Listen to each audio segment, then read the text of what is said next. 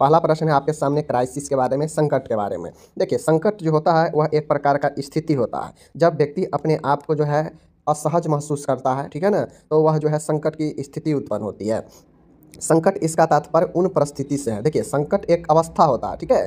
Crisis एक जो है अवस्था है, ऐसा परिस्थिति से है जिसके कारण व्यक्ति के समान कार्य बाधित होते हैं। संकट के कारण व्यक्ति को एक नॉर्मल जो उसके दैनिक कार्य होते हैं वो बाधित होते हैं, जिसके कारण व्यक्ति में क्या होता है, तनाव आता है। मान गए एक व्यक्ति है, ऑफिस में काम कर रहा है। अब जो उसके कारण उसके पास इतना ना ज़्यादा काम का ओवरलोड हो गया कि उस ओवरलोड काम के होने के कारण व्यक्ति अपने आप को असहज महसूस करने लगा, ठीक है, अपने आप को बहुत ज़्यादा परेशानी महसूस करने लगा, और उसके कारण व्यक्ति में तनाव आ गया, भय उत्पन्न होता है, उद्वेग उत्पन्न होता है, समझ गए। और ये सारा स्थिति जो है व्यक्ति को उत्पन्न होता है, तो वही संकट की स्थिति हो जाती है। यह एक प्रकार का मनोचिकित्सक का प्रकार है। अब संकट जो होता है, संकट एक प्रकार का आपका यह चिकित्सा के भी काम करता है, क्योंकि यहाँ पे व्यक्ति जो अपने आप को असहज महसूस करने लगता है, तब जाके वह अपने आप को जो है ट्रीटमेंट के लिए उपाय ढूंढने लगता है। इसीलिए इसे मनोचिकित्सा का प्रकार भी कहा गया है, ठीक है, जो व्यक्ति के जीवन में उत्पन्न अत्यंत कठिन परिस्थितियों का सामना करने में सहायता प्रदान करता है। क्राइसिस जो है व्यक्ति को संकट की अवस्था में क्या होता है कि उस समय व्यक्ति अपना बाधित तो होता है, व्यक्ति के कार्य भी बाधित होते हैं, व्यक्ति के तनाव भी, भय भी, उद्वेग भी, ये भी आता है। बट यह एक मनोचिकित्सा का प्रकार के रूप में काम करता है, क्योंकि यह व्यक्ति के जीवन में अत्यंत कठिन परिस्थिति जो आता है, जो संकट आता है, तो वह संकट की अवस्था जो है व्यक्ति को उसको कठिन परिस्थितियों से लड़ने में मदद भी करता है, समझ गए ना। मीन्स संकट और संकट की अवस्था, समझ गए। तो संकट आता है तो वह अपने साथ क्या करता है कि वह अपने साथ जो है सारे सोल्यूशन को भी लेकर आता है, ठीक है ना। जो व्यक्ति जब सोच ले संकट के निवारण के बारे में, परेशानियों के बारे में, तो जो है वही देखिए, क्राइसिस एक प्रकार का स्थिति है, एक प्रकार का समय है जब व्यक्ति अपने आप को असहज महसूस करे, परेशान महसूस करे, उसका काम बाधित हो, जिससे व्यक्ति में तनाव आ सकता है, भय आ सकता है, उद्वेग आ सकता है, तो यही अवस्था संकट का अवस्था कहलाता है। और चूंकि संकट के अवस्था होता है, तो व्यक्ति अगर सोचेगा कि मैं ये काम के बोझ को जो है छोड़ दूँ अभी थोड़ा देर के लिए, तो छोड़ने के बाद भी उसको बहुत ज़्यादा परेशानी आने लगेगा, डिप्रेशन हो सकता है, क्योंकि छोड़ने से काम और ज़्यादा बढ़ेगा ही। तो उसके लिए अगर वो व्यक्ति समाधान ढूंढेगा, तो वो संकट के समय जो उसका समाधान ढूंढता है, तो वही क्राइसिस के अंदर आता है, ठीक है ना। और यह जो है व्यक्ति को जीवन में अत्यंत कठिन समस्याओं से लड़ने में भी मदद करता है, इसीलिए इसे मनोचिकित्सा का एक प्रकार भी कहा गया है, ठीक है। अब यहाँ पे अलग अलग जो है डिफिनीशन है, देख लीजिए। ऑक्सफोर्ड इंग्लिश से डिक्शनरी के अनुसार संकट एक समय है। संकट क्या है, एक स्थिति है, एक समय है जिसमें कोई समस्या अपने चरम स्तर पर होता है, जिसमें व्यक्ति को जो समस्या होगा वह सबसे ऊंचे लेवल का होगा, एवं इस समय इसका निवारण भी आवश्यक हो जाता है। इसीलिए इसे जो है मनोचिकित्सा का प्रकार भी कहा गया है, क्योंकि इस समय एक समय है संकट, और इस समय जो समस्या अपने चरम पर होता है उसका निवारण भी जो है आवश्यक यहाँ पे होता है, ठीक है ना। इसीलिए इसे जो है कठिन परिस्थितियों में जो है लड़ने वाला कहा गया है, ठीक है। बाकी संकट के प्रकार की बात करेगा तो संकट की प्रकार में आपके सामने में है विकासात्मक संकट, डेवलपमेंट क्राइसिस। एक होता है डेवलपमेंट क्राइसिस, यह संकट जीवन की विकास अवस्थाओं में आते हैं, ठीक है। जब विकास होता है, जब व्यक्ति एक अवस्था से दूसरी अवस्था में प्रवेश करता है, तो उसमें भावनात्मक, मानसिक, शारीरिक परिवर्तन आते हैं जो व्यक्ति के जीवन को प्रभावित करते हैं। तो यही जो है डेवलपमेंट क्राइसिस होता है। क्राइसिस का मतलब होता है प्रभावित करना, ठीक है ना। एक होता है सिचुएशनल क्राइसिस, यह जीवन में आवश्यकताओं और नकारात्मक घटनाओं के परिणाम स्वरूप उत्पन्न होती है। उदाहरण, तलाक, नौकरी जाना, प्रियजन का निधन। कभी कभी यह जो है आपको स्थिति काफ़ी गंभीर हो सकता है, जैसे किसी प्रिय का निधन हो जाना, नौकरी चला जाना, शादी के बाद तलाक हो जाना। तो ये सब जो है आपके सिचुएशनल क्राइसिस होता है, जो स्थिति के अनुसार जो है उत्पन्न होता है समस्या, ठीक है। तीसरा है आपका आकस्मिक संकट, देख लीजिए एडवेंटियस क्राइसिस। एडवेंटियस क्राइसिस का मतलब है कि इस प्रकार का संकट भाग्य या ईश्वर के द्वारा दिया गया होता है, जो आकस्मिक रूप से अचानक प्रकट होगा। उदाहरण के लिए प्राकृतिक विपदाएं, अपराध, हिंसा, मृत्यु। देखिए, संकट एक प्रकार का समस्या है, ठीक है, एक प्रकार का समस्या का समय होता है संकट। अब इस समस्या के समय संकट जो होता है यह तब आएगा जब आपको लगेगा कि यह सबसे जो है स्थिति जो है भयावह है, सबसे अंतिम, अब इसका निवारण जरूरी है। तो उस संकट के समय व्यक्ति निवारण भी खोजता है, इसीलिए इसे जो है मनोचिकित्सा का प्रकार कहा गया है। क्योंकि होता तो ये समस्या है संकट, लेकिन इस समय व्यक्ति निवारण भी ढूंढने का प्रयास करने लगता है, इसीलिए इसे जो है आपको लड़ने वाला इससे जो है आपको मनोचिकित्सक का प्रकार भी इसीलिए कहा गया, क्योंकि समस्या होता है वह अपने उच्चतम बिंदु पर होता है क्राइसिस में, और व्यक्ति इस समय अपने आप को जो है छुटकारा पाने के लिए समस्या से उपाय भी ढूंढने लगता है, ठीक है ना। तो उपाय ढूंढेगा तो कहीं ना कहीं उसको लाभ मिलेगा ही, ठीक है ना। तो ये 3 प्रकार होता है, याद रखिएगा, विकासात्मक, स्थितिजन्य और आकस्मिक 3 प्रकार के संकट, ठीक है। अब इसमें लक्षण क्या होते हैं? लक्षण में जैसे आत्महत्या के विचार, व्यक्ति काफ़ी परेशान हो जाएगा तो आत्महत्या का विचार आ सकता है। व्यक्ति को नींद नहीं आना, आघात, शौक लगना, मन दुखी होना, क्रोध होना, थकान होना, ये सब जो है नॉर्मली होता है, समझ गए। भय उत्पन्न होना, ठीक है ना, भय उत्पन्न होना, पीठ में दर्द होना, सेक्स की इच्छा में कमी होना, असहायता महसूस करना, भावहीनता, समझ गए, सिर दर्द करना, मनोत्तेजक पदार्थ का उपयोग करना, तो ये सब एक संकट की अवस्था में व्यक्ति के अंदर आता है। जब व्यक्ति कोई ज़्यादा बहुत परेशान रहेगा तो उसको सिर में दर्द, भावहीनता, असहायता महसूस करेगा, सेक्स की इच्छा में कमी होगी, ठीक है, पीठ दर्द होगा, भय होगा, मनोत्तेजक पदार्थ का उपयोग कर सकता है व्यक्ति, दारू शराब, दुखी मन हो सकता है, क्रोध, थकान, आघात, नींद न आना, आत्महत्या का विचार भी आ सकता है, क्योंकि इसमें व्यक्ति परेशान होता है संकट की अवस्था में, तो वो जो है डिप्रेशन में, एंजाइटी में, ये सब में चला जाता है, और जब इस समय चला जाता है तो आत्महत्या का विचार, सेक्स की कमी, भावहीनता, सिर दर्द, ये सब होता ही है, समझ गए ना। इसके लिए नर्सिंग प्रबंध क्या किया जाएगा, आपके सामने में है। व्यक्ति को उस घटना का वर्णन करने के लिए कहे जिसके कारण संकटावस्था पैदा हुई है। नर्सिंग प्रबंध में जो व्यक्ति को जिस कारण से संकट आया है, संकट का अवस्था, वो जो है घटना के बारे में वर्णन करने के लिए कहे। व्यक्तिगत शारीरिक मानसिक अवस्थाओं का निर्धारण करे। व्यक्ति किस व्यक्तिगत जो है व्यक्ति का शारीरिक और मानसिक अवस्था क्या है उसका निर्धारण करे। इस बात का पता करे कि व्यक्ति को तनाव पैदा करने वाले पहले जो है सामना किया है या नहीं। पहले इस चीज़ को भी पता करे, डिटर्मिनेंट करे कि व्यक्ति पहले जो है कोई तनाव वाले चीज़ से सामना किया है या नहीं किया है। क्या अचानक से व्यक्ति के सामने ऐसा सिचुएशन आ गया है, अवस्था आ गया है जिससे व्यक्ति काफ़ी ज़्यादा परेशान हो गया है, तो वह भी एक संकट की अवस्था होता है। यदि पूर्व में अनुकूल विधियाँ अपनाई गई हो तो उसका परिणाम का पता करें। अगर व्यक्ति अपने आप को समस्या से हटाने के लिए, दूर करने के लिए कोई चीज़ का अपनाया गया है विधि का, तो उसके बारे में पता करें कि उसका क्या इफेक्ट रहा। नई अनुकूल विधियाँ अपनाने पर परिणाम जानना। अगर नई विधियाँ अपनाते हैं ट्रीटमेंट के लिए तो उसके परिणाम जानें। आत्महत्या और साधनों का मूल्यांकन करें कि व्यक्ति जो है इसका प्रयास किया है तो कैसे किया है। व्यक्ति को निजता का बोधन कराएं, मतलब खुद के बारे में जो उसे अवगत करवाएं। व्यक्ति द्वारा नशीले पदार्थों को प्रयोग को निर्धारण करना। व्यक्ति अगर नशीला पदार्थ ले रहा है तो आप उसे निर्धारण करें कि व्यक्ति जो है कब ले रहा है, क्या कर रहा है, ठीक है ना। ध्यानपूर्वक व्यक्ति की बात सुनकर उसकी तात्कालिक ज़रूरतों को पूरा करना चाहिए, समझ गए। नर्स पेशेंट रिलेशनशिप बनाना चाहिए। 10वां है लंबी बातचीत को छोड़कर सच्ची भावनाओं को पैदा करने वाला वातावरण को प्रोत्साहित करें, समझ गए।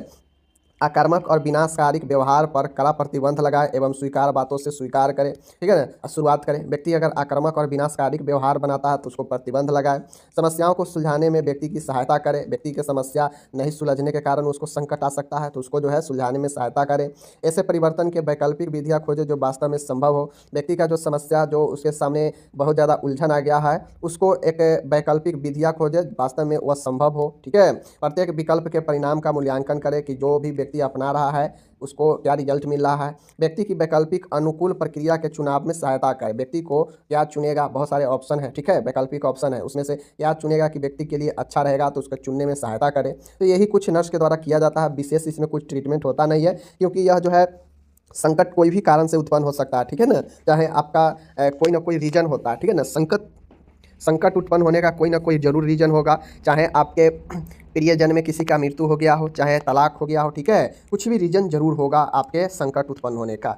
चाहे आप ऑफिस के काम के भी नीचे दले हुए हैं, बहुत ज़्यादा जो है आपका काम है और आप काम सही से कर नहीं पा रहे हैं, तो ये सारा चीज़ होता है, ठीक है। बाकी इसका इंग्लिश यहाँ पे दे दिया गया है। जिनको इंग्लिश में पढ़ना है अपना इंग्लिश में अच्छे से पढ़ लीजिए, ठीक है। प्रकार भी दे दिए हैं, तीनों प्रकार भी बता दीजिएगा। उम्मीद है आप क्राइसिस के बारे में समझ गए होंगे। क्राइसिस का मतलब होता है संकट। संकट की ऐसी अवस्था जहाँ पे व्यक्ति अपने आप को बहुत ज़्यादा परेशान समझे, वह जो है निर्णय लेने में असमर्थ हो जाए और व्यक्ति जो है धीरे धीरे अपने परेशानी की ओर और ज़्यादा जाए, जिससे उसके अंदर तनाव आए, ठीक है, जिसका उसका जो है बिहेवियर गड़बड़ा जाए, समझ गए। और उन सब चीज़ों में व्यक्ति अगर काम को छोड़ दे करना तो उससे और समस्या आने लगे, तो ये सब रीजन जो है आपके होते हैं, ठीक है ना। अब क्राइसिस एक प्रकार का मनोचिकित्सक भी होता है क्योंकि यहाँ पे व्यक्ति को जैसे ही समस्या आता है, क्राइसिस संकट आता है, तो व्यक्ति जो है कुछ न कुछ जो है प्रयास करने लगता है इससे दूर जाने के लिए। तो जब व्यक्ति सोचने लगे इससे दूर जाने के लिए इस अवस्था से, तो कहीं ना कहीं वो एक प्रकार का मनोचिकित्सक के प्रकार हो जाता है, ठीक है ना। तो इसीलिए क्राइसिस वो चीज़ें होता है, ठीक है। ये सारा चीज़ें यहाँ पे बता दिए। अब हम लोग चलते हैं यहाँ पे नर्सिंग प्रबंध इंग्लिश में दिया गया है। चलिए नेक्स्ट हम लोग यहाँ पे देखते हैं कि मनोरोग नर्सिंग के सिद्धांत का वर्णन कीजिए। ठीक है, देखिए आपसे ये भी क्वेश्चन पूछ सकता है 5 या 10 नंबर में, ये भी इंपॉर्टेंट क्वेश्चन है। ठीक है ना, कि साइकेट्रिक नर्सिंग का क्या क्या प्रिंसिपल होता है, प्रिंसिपल बताइए। ओके, चलिए प्रिंसिपल देख लीजिए कि कौन कौन से सिद्धांत होता है। अब देखिए सिद्धांत कोई भी क्षेत्र में काम करता है। सिद्धांत का मतलब होता है कि एक बेहतर तकनीक, एक बेहतर बुद्धि का प्रयोग, एक बेहतर काम काज करने का जो है तकनीक, मतलब ज्ञान होना, समझ गए ना, एक नियम के अनुसार काम करना जो सबके लिए समान मान्य हो, यही प्रिंसिपल होता है। अब जैसे यहाँ पे साइकेट्रिक नर्सिंग का प्रिंसिपल पूछ रहा है, प्रिंसिपल समझ गए ना, तो चलिए हम लोग यहाँ पे देख लेते हैं।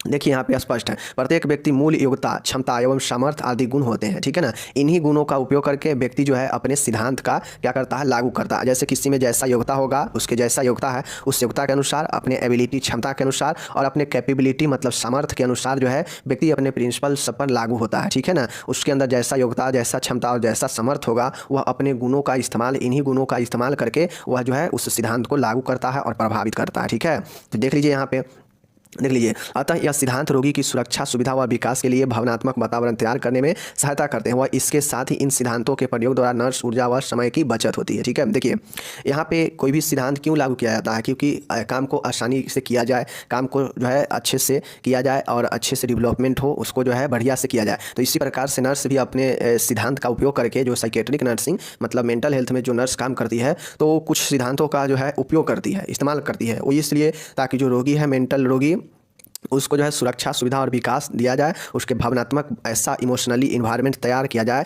जिसमें वो व्यक्ति को जो है तमाम तरीके के सुरक्षा, सुविधा और विकास किया जाए, जिससे जो होगा उस समय का भी बचत होगा। थ्योरी इसीलिए नहीं लगाते हैं कि समय और ऊर्जा का जो है बचत हो, आसानी से काम हो जाए। तो यही जो है सिद्धांत होता है, बेसिक चीज़ें हैं। अब चलिए देखते हैं कि कौन कौन से सिद्धांत हैं। तो मनोरोग नर्सिंग, साइकेट्रिक नर्सिंग के कौन कौन प्रिंसिपल है, चलिए इसको जो है हम लोग देखते हैं। ठीक है, चलिए देखिएगा, पहला कि रोगी को उसकी वास्तविकता स्थिति में स्वीकार करना। अब मानसिक रोगी जो होता है वह हिंसक, खतरनाक होता है, या कुछ ऐसे होते हैं जो मंद बुद्धि के होता है, वो नहीं बोलेगा, 10 बार बोलने पर एक बार हूँ हाँ करेगा। तो इस तरह के भी पेशेंट होते हैं। तो आपको उससे इरिटेट नहीं होना है, एज ए नर्स उसके साथ जो है कॉर्पोरेट करना है, या उसके जो भी वास्तविक स्थिति है, चाहे वो हिंसक हो चाहे वो मंद हो, दोनों स्थिति में जो है आपको उसको स्वीकार करना पड़ेगा, यानी उसके वास्तविक स्थिति में स्वीकार करना पड़ेगा। ठीक है, नेक्स्ट पॉइंट है कि चिकित्सीय उपकरण के रूप में स्वयं की समझ को काम में लाना। अब जितने भी चिकित्सीय उपकरण है जिसके द्वारा पेशेंट को जो है इस्तेमाल लाया जाएगा, उससे पेशेंट को इलाज करने में चिकित्सीय, समझ गए ना। तो जैसे ईसीटी वगैरह क्या है, एक उपकरण ही है, और सारे उपकरण होते हैं जिसके द्वारा डायग्नोसिस से लेकर हर एक चीज़ में उपयोग लाते हैं उपकरण को। ठीक है ना, तो इससे उपकरण को समझ होना चाहिए जिससे इससे उपयोग में लाया जाए, काम में। ठीक है ना, तो ये दूसरा पॉइंट है। ठीक है, तीसरा पॉइंट है कि रोगी में सुरक्षा की भावना बनाए रखने के लिए सतत व्यवहार करना। ठीक है ना, अब रोगी के साथ ऐसा व्यवहार करें कि रोगी को लगे कि हाँ हमें सुरक्षा मिल रहा है, उसमें ऐसा जो है सुरक्षा का भावना जो है तैयार करना, ऐसा बनाना जिससे जो है उससे व्यवहार जो है व्यक्ति को सुरक्षा प्रदान करने के लिए हो। तो वही है तीसरा पॉइंट कि रोगी में सुरक्षा की भावना बनाए रखने के लिए सतत व्यवहार करना। ठीक है ना, मतलब एक जो है अच्छा सा व्यवहार, समझ गए ना, एक समान व्यवहार जो है बनाए रखना ताकि पेशेंट को लगे कि हाँ जो है हमें सुरक्षा मिल रहा है, ऐसा भावना उसमें रहे। ठीक है, तीसरा पॉइंट हो गया। चौथा पॉइंट है, देखिएगा कि रोगी को स्वीकारात्मक तरीके से विश्वास प्रदान करना। रोगी को जो है विश्वासी बनाना, उससे जो है स्वीकार कर सके चीज़ों को, वैसा विश्वास जो है प्रदान करना। ठीक है ना, तो रोगी को स्वीकारात्मक तरीके से विश्वास प्रदान कर, मतलब ऐसा विश्वास प्रदान करे, उसको ऐसा विश्वास दिलाए कि वो जो रोगी है वो उससे स्वीकार कर सके। ठीक है, चलिए नेक्स्ट देखिएगा कि रोगी में व्यवहार में बदलाव भावनात्मक अनुभवों के आधार पर लाना। ठीक है ना, रोगी के बिहेवियर, चूँकि यह मेंटली साइकेट्री के क्षेत्र है, तो यहाँ पर उसके व्यवहार को चेंज किया जाता है। व्यवहार को चेंज जो है उसको इमोशनली एक्सपीरियंस के आधार पर उसे व्यवहार में जो है बदलाव लाने का प्रयास करना। ठीक है, तो ये पांचवा चीज़ हो गया। नेक्स्ट है छठा पॉइंट, देखिएगा कि रोगी में अनावश्यक चिंता की वृद्धि को रोकना। अब रोगी में घबराहट हो, कुछ ऐसा चीज़ों को जो है क्या हो, उसमें रोगी में जो है रोगी की अगर ज़्यादा चिंता सताए तो ऐसे जो है अनावश्यक फालतू के चिंतों को, वृद्धि को रोकना नर्स का ये प्रिंसिपल होता है। ठीक है, उपचारात्मक एवं यथार्थवादी नर्स रोगी संबंध को बनाए रखना। अब आप लोग TNPR भी आज आप लोग देखेंगे, TNPR नीचे जो है हम डिटेल में पढ़ाए हैं। ठीक है ना, थेरेपेटिक नर्स पेशेंट रिलेशनशिप। तो जो उपचारात्मक और यथार्थवादी जो नर्स रोगी के संबंध होता है उसको जो है बनाए रखना। ठीक है ना, उसके बाद देखिएगा यहाँ पे नेक्स्ट है आठवां पॉइंट है कि रोगी के व्यवहार को समझने हेतु वस्तुनिष्ठ व और निर्णायक दृष्टिकोण रखना। ठीक है ना, पॉइंट कहता है कि रोगी के व्यवहार को समझने हेतु ऑब्जेक्टिव व और निर्णायक दृष्टिकोण रखना, मतलब आसान चीज़ें रखना ताकि जो है रोगी के व्यवहारों को आसानी से समझ सके, और उस पर जो है उद्देश्यपूर्ण और अनिर्णायक दृष्टिकोण रखना, मतलब उस पर जो है नज़र रखना ताकि आप उसके व्यवहार को समझ सके, रोगी को, समझ गए। नेक्स्ट पॉइंट है देखिएगा, शारीरिक और मौखिक दबाव से यथासंभव बचे। अब पेशेंट को जो है आपको फिजिकली या जो है शारीरिक दबाव या मौखिक दबाव, उर्ली दबाव जो है देने से बचे, मतलब उस पर प्रेशर ना डाले, ठीक है ना। नेक्स्ट है मनोरोग विज्ञान नर्सिंग में रोगी के व्यवहार व उसके कार्यों को समझने का प्रयत्न करे, ठीक है ना। अब मनोरोग नर्सिंग विज्ञान में रोगी का जो भी बिहेवियर, जो भी कार्य होगा उसको जो है समझने का प्रयास करे, प्रयत्न करे कि रोगी जो है कैसा काम, कैसा बिहेव कर रहा है, समझ गए। चलिए नेक्स्ट पॉइंट यहाँ पे देखिएगा, रोगी को ज्ञान स्तर के अनुसार उसकी देखभाल में काम आने वाली विधियों उससे समझाई जानी चाहिए। अब जो ऐसे रोगी है जो मेंटली रूप से थोड़ा प्रॉब्लम है, उसको जो है रोगी के जितना भी ज्ञान है उसके ज्ञान के अनुसार जो है उसको में काम आने वाले उन सभी विधियों को उसे समझाना चाहिए, जिससे उसको काम आए वो ज्ञान, और वो अपने ज्ञान के इस्तेमाल करके अपने मेंटली प्रॉब्लम को दूर कर सके, ठीक है ना। नेक्स्ट पॉइंट और आखिरी पॉइंट है देखिएगा, यहाँ पे 12 नंबर पॉइंट है कि नर्स द्वारा रोगी की देखभाल के समय नर्सिंग के मूल सिद्धांतों का पालन करना चाहिए, ठीक है ना। अब नर्स द्वारा रोगी को जब देखभाल दिया जा रहा हो तो उस समय नर्स को जो है नर्सिंग के जो फंडामेंटल थ्योरी है, राइट्स है, उसको जो है पालन करना चाहिए। तो ये कुल 12 पॉइंटें हैं जो कि नर्स जो है साइकेट्रिक नर्सिंग यानी मनोरोग नर्सिंग का सिद्धांत है, ठीक है। अगर जिनको भी लगता हो कि अभी हम एक बार में नहीं समझे हैं तो वो बैक चल जाए और फिर से एक बार शुरू से उसको देख ले, एक बार रिपीट करके, समझ गए। चलिए, तो ये हो गया, दूसरा प्रश्न यहाँ पे हो गया, ठीक है। और एक लास्ट पॉइंट और है, देख लीजिए अन्य सिद्धांत में क्या क्या हो सकता है। तो नर्स को अच्छे श्रोता मतलब सुनने वाला बनना चाहिए, जो कि मरीज की बातों को सुन सके। नर्स द्वारा रोगी को वार्तालाप उद्देश्यपूर्ण होना चाहिए, मतलब जो नर्स और रोगी के बीच में जो बातें होगी, एक्टिविटी होगी, उसका एक उद्देश्यपूर्ण होना चाहिए, ठीक है ना। नर्स को रोगी में हमेशा व्यावसायिक रुचि होनी चाहिए, न कि व्यक्तिगत, ठीक है ना। नर्स को रोगी में हमेशा जो है व्यावसायिक रुचि होना चाहिए कि हाँ ये मेरा कार्य है, इसे जो है हमें निभाना है, ना कि व्यक्तिगत देख के कि हाँ ये पेशेंट है तो हमको इसको सही से करना है, बाकी और कोई पेशेंट आएगा तो उसको ऐसे वैसे करके भेज देना। देखिएगा, उपचारात्मक नर्स मरीज संबंध क्या है, ठीक है ना। देखिए ये भी क्वेश्चन आपका VVI है, इसको आप लोग VVI कर लीजिए, ठीक है। थेरेपेटिक नर्स पेशेंट रिलेशनशिप, ठीक है ना। क्वेश्चन पूछेगा कि उपचारात्मक नर्स मरीज संबंध क्या है, इसका विशेषता लाभ लिखे। एक क्वेश्चन आपको बनेगा कि इसके जो है कंपोनेंट, इसके घटक लिखे, यानी चरण को लिखे। चरण 1 होता है, 2 होता है, 3 होता है, 4 चरण होता है। TNPR का 4 चरण में संपन्न होता है, ठीक है। ये हो गया। और एक क्वेश्चन इसी में और लंगड़ी लगा हुआ रहेगा कि इसके बाधाओं को लिखे या इसे कैसे प्रभावी बनाया जाता है, समझ गए। तो चलिए देखते हैं सब एक एक करके। इसको थोड़ा हम लोग डिटेल से देखेंगे क्योंकि इसको समझना जरूरी है, वेरी वेरी इंपॉर्टेंट है। देखिए, नर्स मरीज संबंध नर्स एवं रोगी के बीच एक योजनाबद्ध उद्देश्यपूर्ण अंतरक्रिया की श्रृंखला का अंतिम परिणाम है। सबसे पहले आपको ये समझना पड़ेगा कि TNPR जो होता है नर्स और मरीज के बीच के संबंध को दर्शाता है, और ये जो संबंध होता है यह जो है योजनाबद्ध प्लानिंग होता है कि कैसे जो है किस लिए काम करना है, ठीक है ना। तो यह प्लानिंग होता है, इसमें जो है ऑब्जेक्टिव उद्देश्यपूर्ण होता है, इसके अंदर के कामों को यह एक अंतिम श्रृंखला का परिणाम होता है। मतलब यह नर्स रोगी के बीच एक योजनाबद्ध उद्देश्यपूर्ण और अंतरक्रिया की श्रृंखला का अंतिम परिणाम होता है, समझ गए। यह निश्चित समय अवधि के लिए होता है। यह जो TNPR होता है ना, तो यह पेशेंट और नर्स के बीच जो है एक जो रिलेशन बनता है, यह एक निश्चित समय अवधि के लिए बनाया जाता है, जिसमें योजना, उद्देश्य और अंतरक्रिया शामिल होता है, ठीक है। इसमें अंतरक्रिया की एक पूर्व निर्धारित स्थान पर होती है। अब ये जो सारा चीज़ें होता है ना, तो अंतरक्रिया ये जो है सारा के सारा एक निश्चित निर्धारित किया जाता है स्थान, जगह, वहाँ पर सब होता है TNPR, समझ गए। इससे मरीज की सहायता हेतु स्थापित किया जाता है। TNPR इसलिए स्थापित किया जाता है कि मरीज को ज़्यादा से ज़्यादा सहायता किया जा सके, ठीक है। तो ये जो है TNPR होता है, चीज़ों को समझ गए। चलिए अब देख लीजिए TNPR का क्या लाभ होता है, ठीक है ना। आपसे क्वेश्चन पूछेगा कि TNPR का लाभ लिखे। चलिए देख लीजिए क्या क्या लाभ होता है, एडवांटेज देख लीजिए। यह मरीज की बीमारी की जांच करने में मदद करता है। नर्स पेशेंट के बीच जब संबंध बनता है तो नर्स क्या करती है कि उसे मरीज के बीमारियों को जांचने में मदद करती है। तो यही है कि यह बीमारी को जांचने में मदद करता है, ओके।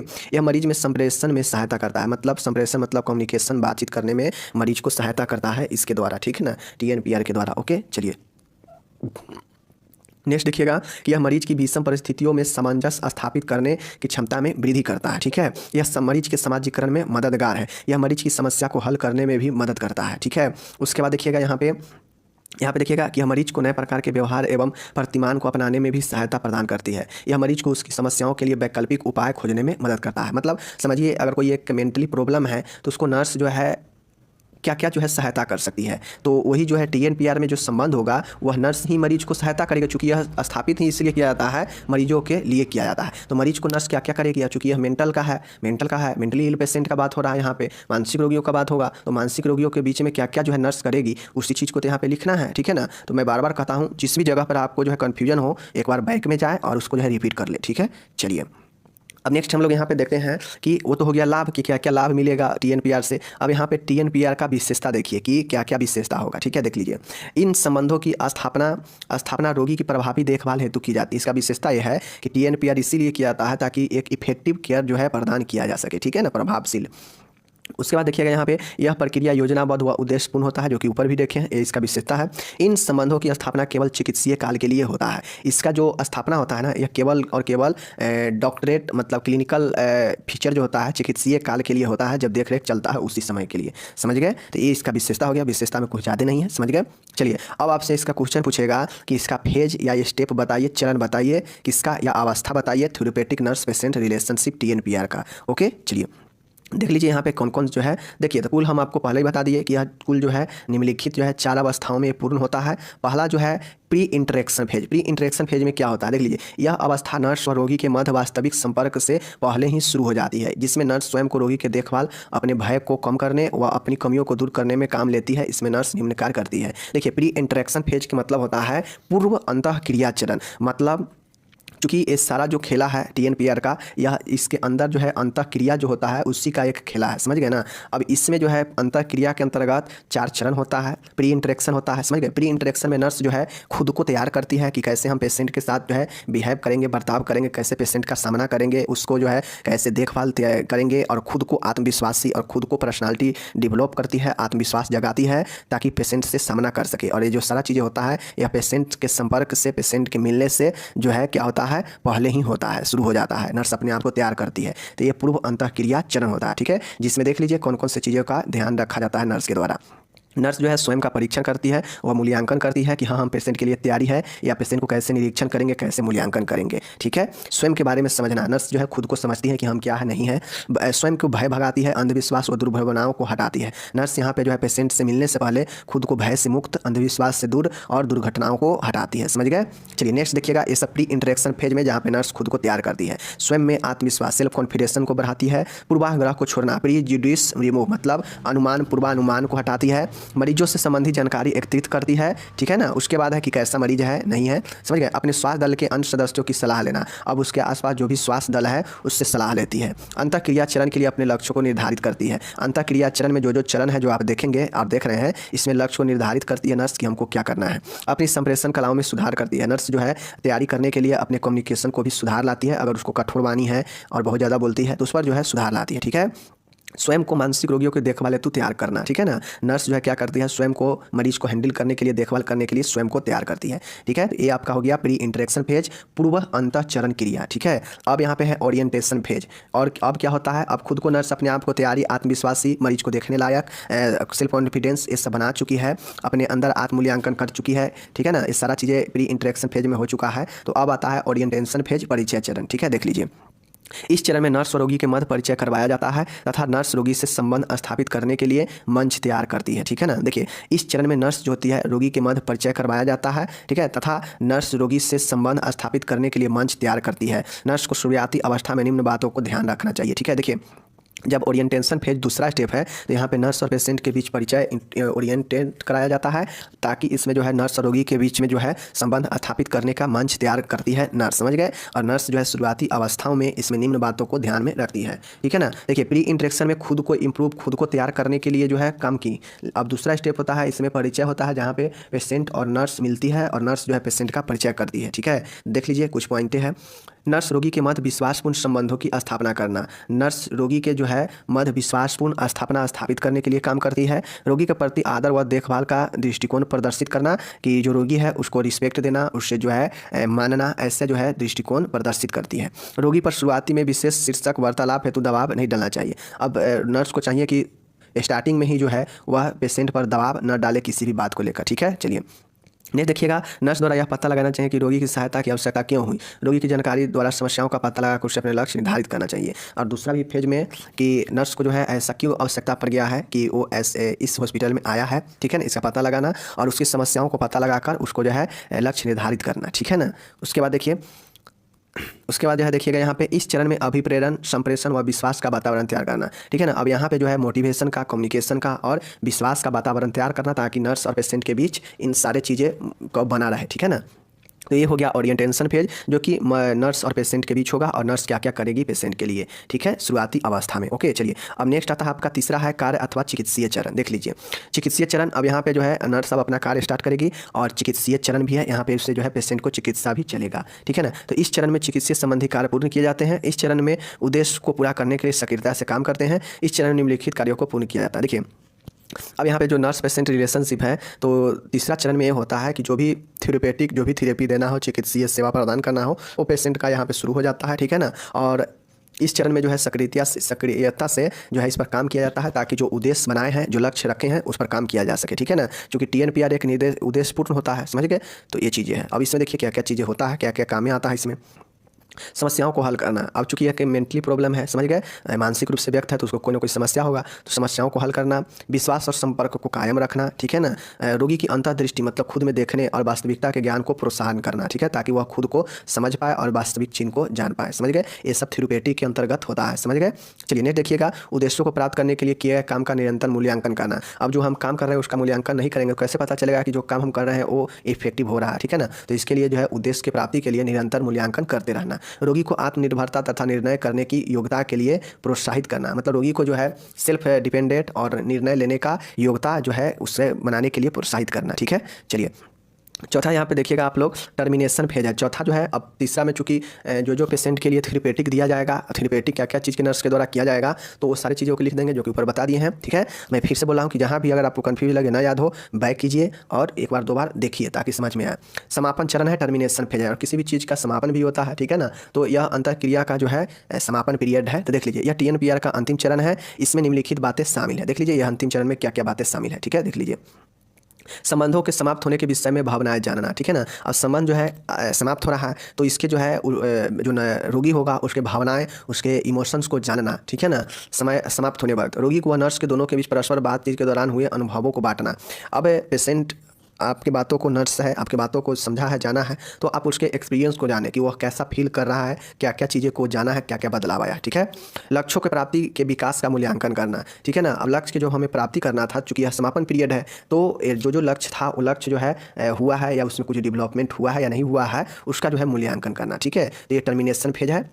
ये देखिएगा कि रोगी की भावी योजनाएं, अनुकूल नीति और जीवन शैली के विषय में जांच करना, ठीक है। समापन में चरण में ये जानना चाहिए कि भावी समय में रोगी का क्या योजना है, उसका क्या नीति है और उसका जीवन शैली कैसा होने वाला है, ठीक है। तो इसको जांच करना। निकट भविष्य में थेरेपी की आवश्यकताओं की पूर्ति के लिए प्रक्रिया का निर्धारण करना। अब आगे अगर उसे और कोई थेरेपेटिक जो है जरूरी है, थेरेपी जरूरी है, तो उसके लिए जो है उसे निर्धारित करना, समझ गए। तो ये जो है सारा चीज़ें समापन प्रक्रिया में होता है, समझ गए ना। तो ये चीज़ें समझ गए। चलिए अब TNPR का स्टेप भी समझ गए, लाभ हानि सब समझ गए। चलिए एक क्वेश्चन आपका यहाँ पे और बनता है कि एक क्वेश्चन पूछेगा कि कम्युनिकेशन, या आपसे पूछेगा कि TNPR का कौन कौन से बाधाएं हैं, ठीक है ना। तो आपको लिखना पड़ेगा, चाहे कम्युनिकेशन, बैरियर ऑफ कम्युनिकेशन पूछे या बैरियर ऑफ TNPR पूछे, ठीक है। दोनों में वो सेम चीज़ें हैं। चलिए देख लेते हैं। देख लीजिए पहला जो बाधा उत्पन्न होता है वह भाषा संबंधी, मतलब नर्स और पेशेंट के बीच बाधा जो उत्पन्न हो सकता है वह पहला बाधा भाषा से संबंधित हो सकता है। इसमें तकनीकी भाषा का प्रयोग या त्रुटिपूर्ण भाषा के प्रयोग से समस्या हो सकती है तथा गलत अनुवाद करने पर भी समस्या हो सकती है। देखिए भाषा का संबंधी बाधाएं, अब चाहे नर्स और पेशेंट के बीच की बातें हो, और चूँकि जो बातें होगा वो कहीं ना कहीं कम्युनिकेशन है। अब इस कम्युनिकेशन में भाषा संबंधी अगर त्रुटियाँ होगा या सही भाषा का चयन नहीं होगा, बहुत ज़्यादा टेक्निकल डिफिकल्ट लैंग्वेज का यूज करेंगे, तो क्या होगा कि पेशेंट आपकी बात को समझ नहीं पाएगा या आप उसके बात को नहीं समझ पाएंगे, तो फिर दिक्कत होगा। तो भाषा संबंधी बाधाएं आता है TNPR में या कम्युनिकेशन में, समझ गए। कम्युनिकेशन का बाधा पूछेगा फिर भी, और TNPR का बाधा पूछेगा फिर भी, दोनों में ही होगा, ठीक है। चलिए दूसरा देख लीजिए, भावनात्मक या मानसिक बाधा है। दूसरा आता है मेंटल या इमोशनली बाधा। ये समस्या निम्न होती है, ठीक है। बाधा के मतलब क्या होता है, समस्या, लापरवाही, इमोशनली, भय या उद्वेग, डर, अपरिपक्वता, प्रीमेच्योरिटी, कमजोर, चिंता या ईर्ष्या या क्रोध, विपरीत विचारधारा, मतलब नर्स और पेशेंट के बीच विपरीत विचारधारा से जो है क्या होगा कि उससे जो है मेंटली प्रॉब्लम, मेंटली या जो है इमोशनली भावनात्मक हो सका है। तो लापरवाही, भय, अपरिपक्वता, कमजोर, ईर्ष्या, क्रोध, विपरीत विचारधारा, ये सब जो है बाधा उत्पन्न करता है TNPR में, समझ गए, जो कि भावनात्मक और मानसिक होता है। तीसरा यहाँ पे देखिएगा अदर बाधाएं क्या क्या होता है। अदर बाधाएं में संप्रेषण में या TNPR में, तो TNPR का मतलब समझ रहे हैं ना, थेरेपेटिक नर्स पेशेंट रिलेशनशिप, उपचारात्मक नर्स रोगी संबंध, समझ गए ना। तो देखिए संप्रेषण कम्युनिकेशन या टीएनपीआर में अन्य बाधा क्या क्या हो सकता है देख लीजिए। पहला बाधा है ज्ञान इंद्रियों का विकार, समझ गए ना। संचार माध्यमों की कमी, मतलब कम्युनिकेशन का जो है कमी, समझ गए। टीएनपीआर में विश्वास का कमी, अगर टीएनपीआर में विश्वास का कमी होगा तो अन्य बाधा उत्पन्न हो सकता है, ठीक है। वातावरण का प्रभाव, किस वातावरण में आप हैं उसका प्रभाव पड़ेगा। समय का अभाव, अगर समय का कम देंगे टीएनपीआर में या कम्युनिकेशन में तो उतना ही जो है यह क्या होगा, बाधा उत्पन्न होगा। ओके। आलोचना का भय, पेशेंट का आप आलोचना करेंगे या आपका आलोचना पेशेंट करे तो इसका जो है भय हो सकता है टीएनपीआर में या कम्युनिकेशन में। तो ज्ञान इंद्रियों में विकार, संचार माध्यमों की कमी, टीएनपीआर की कमी, वातावरण का प्रभाव, समय का अभाव, आलोचना का भय, ये सब जो है अन्य बाधा उत्पन्न करता है टीएनपीआर में या कम्युनिकेशन में, समझ गए। चलिए ये तो हो गया बाधा। अब आपसे पूछेगा कि उपचारात्मक नर्स रोगी संबंध के कैसे प्रभावी बनाया जाए या कम्युनिकेशन को कैसे प्रभावी बनाया जाता है, तो चलिए देख लीजिए। यहाँ पे देखिए संप्रेषण को अधिक प्रभावी बनाने के लिए नर्स को संप्रेषण या उसी को टीएनपीआर कहिए, कम्युनिकेशन अलग है लेकिन टीएनपीआर अलग है, लेकिन दोनों एक दूसरे से जो है रिलेटेड है, ठीक है ना। संप्रेषण को अधिक प्रभावी बनाने के लिए नर्स को मरीज के सामने अपने विचार स्पष्ट रूप से व्यक्त करना चाहिए, ठीक है। वह आसान भाषा का भी प्रयोग करना चाहिए। नर्स को संप्रेषण को प्रभावी बनाने के लिए निम्न लैडर पद्धति का प्रयोग करना चाहिए, ठीक है। देखिए संप्रेषण हो या टीएनपीआर हो, इसको अधिक प्रभावी बनाने के लिए नर्स को जो है मरीज के सामने अपने विचार को क्लियर, आसान से और स्पष्ट रूप से रखना चाहिए, ताकि जो आपके विचार है, आपके भाषा है, उसको जो है मरीज अच्छे से और प्रभावी रूप से समझ सके। तो इसके लिए लैडर पद्धति का उपयोग किया जाता है। टीएनपीआर या कम्युनिकेशन को जो है इफेक्टिव बनाने के लिए लैडर पद्धति का उपयोग करते हैं। देख लीजिए लैडर पद्धति क्या होता है। लैडर कहा जाए तो L4 होता है। लैडर मतलब L4 look at the eye, maintain eye to eye contact. देखिए लुक एट द आई मतलब आंखों पर देखे पेशेंट को समझ गए, और आंखों से आंखों का जो संपर्क है उसको मेंटेन रखें, समझ गए। तो ये पहला हो गया। ए है लैडर का बाद ए है। A for ask appropriate question, कुछ ऐसे क्वेश्चन पूछे जो नर्स जो है क्या करेगी, उसको समस्या को समाधान करने वाली क्वेश्चन पूछ सकती है, ठीक है। मन के कोई भी क्वेश्चन हो पूछने के लिए कहे। उसके बाद है D for do not interpret. Do not interpret का मतलब है कि खंडित ना करे, बीच में जो चीज़ों को तोड़े नहीं, समझ गए, काटे नहीं बात को, जिससे टीएनपीआर या जो है कम्युनिकेशन प्रभावित हो सकता है। इफेक्टिव करना है तो look at the eye and maintain eye to eye contact. Okay, मतलब क्या चीज़ कि आँख से आँखों का जो है प्रभावी बनाए और आँखों में देखे, समझ गए, क्वेश्चन पूछने का मौका दे, ठीक है ना, खंडित ना करे, डू नॉट इंटरप्रेट, ठीक है। उसके बाद डबल डी है तो डी फॉर होता है डू नॉट चेंज सब्जेक्ट, विषय का बदलाव ना करें बीच में, ठीक है। बदलने से क्या होगा, फिर से नया सब्जेक्ट आएगा और फिर से समझने में दिक्कत होगा। E for express emotion with control, अब जो भावनात्मक जो एक्सप्रेस है, जो व्यक्त हो रहा है, उस पर नियंत्रण करे, मतलब भावनाओं में बहे नहीं, समझ गए। चलिए, और आर फॉर होता है रिस्पॉन्सिबली लिसन, मतलब जो है ध्यानपूर्वक सुने, समझ गए, चाहे आप सुने उसके बात को या जो है वो आपके बात, मतलब नर्स पेशेंट का बात सुने या पेशेंट नर्स का, लेकिन ये रिस्पॉन्सिबली होता है यहाँ पे नर्स की पेशेंट के बात को अच्छे से सुने, समझ गए। या कम्युनिकेशन को इफेक्टिव या टीएनपीआर को इफेक्टिव बनाने के लिए सुनना भी जरूरी है, अगर किसी के बात को नहीं सुनेंगे तो फिर दिक्कत होगा। ये सारे जो चीज़ें हैं लैडर पद्धति का उपयोग जो है आपका किया जाता है टीएनपीआर या कम्युनिकेशन को इफेक्टिव बनाने के लिए। ओके, डिप्रेशन लोगों में आम बात की तरह लगता है, ठीक है, लेकिन डिप्रेशन भी एक प्रकार का जो है खतरनाक रोग होता है और यह एक मानसिक रोग है जो व्यक्ति को ऐसे गर्त में ले जाता है जहाँ पर व्यक्ति न ज़्यादा सोच पाता है, न बोल पाता है, न उसका माइंड जो है ज़्यादा कोई भी काम में एक्टिव हो पाता है। यानी सीधा कहा जाए तो व्यक्ति बिल्कुल ही सुस्त हो जाता है, ठीक है, उसका विचार जो है थिंकिंग घट जाता है, ठीक है, बहुत ज़्यादा दुखी होने लगता है, उसका जो मनोप्रेरक गतिविधियां हैं जिससे व्यक्ति कोई भी काम को प्रेरित होता है करने के लिए, वह मनोप्रेरक जो है मंदता होने लगता है, कम होने लगता है। तो यह सब जो है विकार व्यक्ति में आता है। अप्रसन्नता, अब जो अवसाद वाला पेशेंट होता है, मेनिया का उल्टा होता है। मैंने पहले बताया कि डिप्रेशन जो है मेनिया का उल्टा होता है, ठीक है। जिस प्रकार से मेनिया में व्यक्ति बहुत ज़्यादा खुश रहता है, बहुत ज़्यादा हर्ष रहता है, बहुत ज़्यादा जो है सेक्सुअल इच्छा आने लगता है, उसी प्रकार से डिप्रेशन वाले व्यक्ति में होता यह है कि उसके उल्टा होता है। यहाँ पे व्यक्ति बहुत ज़्यादा दुख रहता है, बहुत ज़्यादा जो है व्यक्ति जो है अप्रसन्न रहता है, व्यक्ति अपने आप को बहुत ज़्यादा लाचारी महसूस करता है, ठीक है, अकेलापन महसूस करता है, बहुत ज़्यादा निराशा लगता है, किसी से बात करना नहीं चाहेगा। बट मेनिया वाले को देखे होंगे लक्षण में कि वह किसी से भी बहुत ज़्यादा बातें करता है, बहुत ज़्यादा बहस करता है, करने लगता है।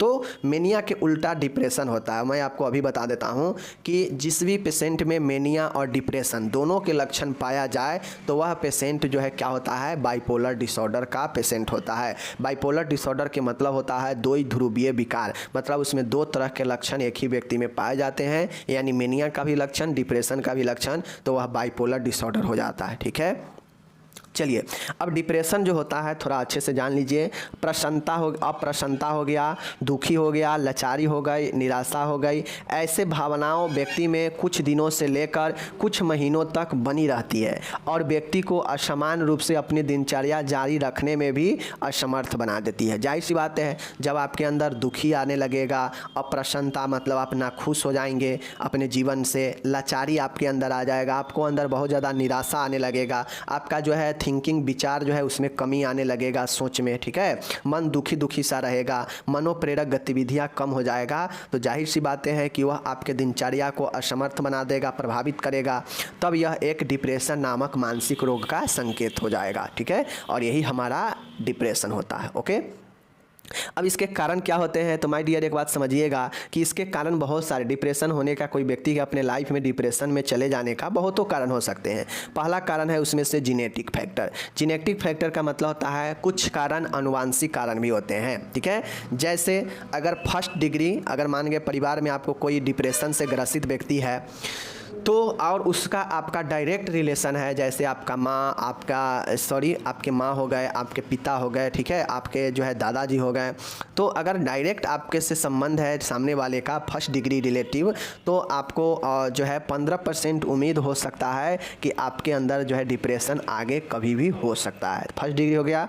सेकेंड होता है जनरल पॉपुलेशन। जनरल पॉपुलेशन से 5% होने की उम्मीद रहता है। ठीक है, तो जनरल पॉपुलेशन से 5% और फर्स्ट डिग्री से 15% होने की संभावना जो है रहती है, और यह हमारा जेनेटिक फैक्टर्स में आता है। ठीक है, तो पहला हो गया अनुवांशिक कारण। दूसरा है बायोकेमिकल फैक्टर। बायोकेमिकल फैक्टर्स के मतलब होता है कि कुछ हमारे ब्रेन में ऐसे हार्मोन हैं, ऐसे रासायनिक चीज़ें हैं जिसमें कमी आने से जो है हमारा मनोप्रेरक गतिविधि कम जाता है, हमारा सोचने का शक्ति कम जाता है, हमेशा दुखी दुखी जो है, हमेशा अकेलापन रहने का महसूस मन होने लगता है।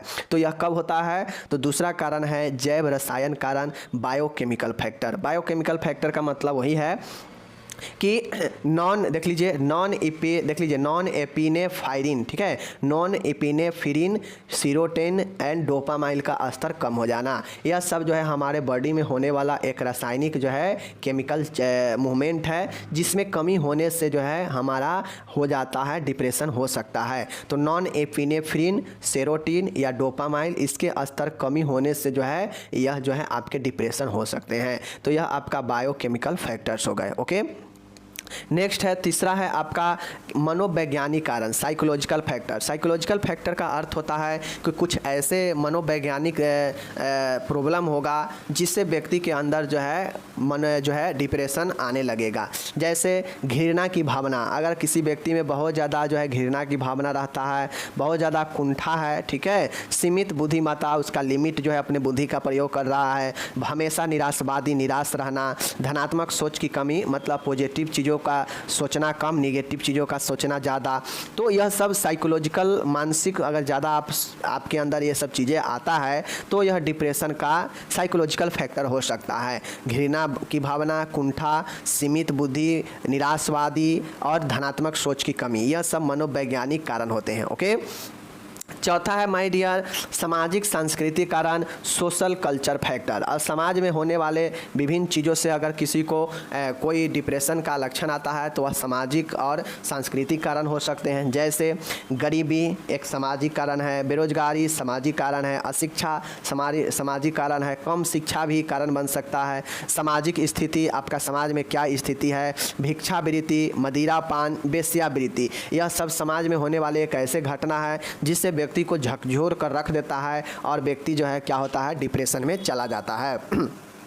अब जो व्यक्ति वेश्यावृत्ति का जो काम करता है देखते होइएगा वह भी कभी डिप्रेशन का शिकार हो जाता है। ऐसा क्यों? क्योंकि सब अपने लाइफ में सोचता है कि अच्छे काम करके पैसा कमाएं, लेकिन कहीं ना कहीं मुसीबत और किसी न किसी गलत चीज़ों में फंसने के कारण उस व्यक्ति का मजबूरी बन जाता है वो चीज़ काम करना, वेश्यावृत्ति। तो ऐसे में हो सकता है कि वह व्यक्ति जब शांत हो और सोचे तो उसको बहुत ज़्यादा जो है दुख महसूस हो।